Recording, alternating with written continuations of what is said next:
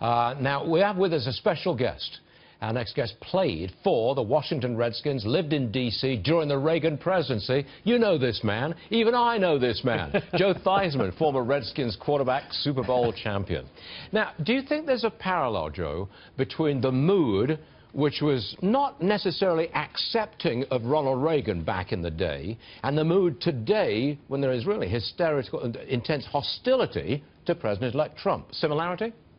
Well, a little bit, Stuart, simply because, first of all, I want to say you did an excellent job reading the highlights of the games yesterday. I compliment you on that. So if things don't work out where you are, you can always move into sports broadcasting. I just say there's a little bit of a synergy there for you. I think there is a little bit because, you know, you have to go back to the 1981, the late 70s, when you had interest rates as high as over a little 21%.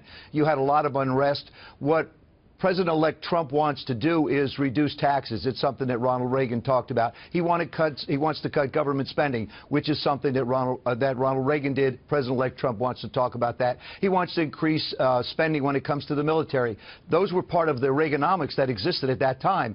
And, you know, in the Washington, D.C. area, that was an era when we had gone to a Super Bowl in 1982. So in this particular community in Washington, D.C., things were exciting. But there was a time for great change back in the early 80s, just as we're seeing a time for great change now as we enter a new decade with the 45th President of the United States. You're right. There's a lot of parallels, and they're really coming out as we speak.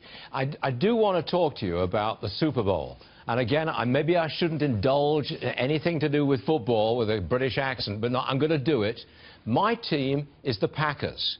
And I support them because of their ownership structure. Essentially, the people of Green Bay own the team. It's not a bunch of billionaires, distant. No, it's the people of Green Bay, they own the team. So I'm a big supporter of them. What do you think their chances are of getting to and winning the Super Bowl? Stuart, in the spirit of full disclosure, I am an owner of the Green Bay Packers as well. Right. Okay. I bought a share a few years back. I figured it was such an iconic franchise that to be given the privilege and opportunity to be a part of something like that was very, very special. But I love the way these four teams have played, the way they've gotten there. Atlanta with their offense. Green Bay, what Aaron Rodgers has done through the course of the latter part of the season and the throws that he has made in the last couple of games are just phenomenal. I mean, the Packers there because of Aaron. And, of course, Tom Brady's throws against Houston earlier in the week on Saturday, they get overlooked by what happened on Sunday. But when you look at these matchups with Pittsburgh and New England and Green Bay and Atlanta going, I just think that it's going to be a great football weekend. Four great quarterbacks going against one another.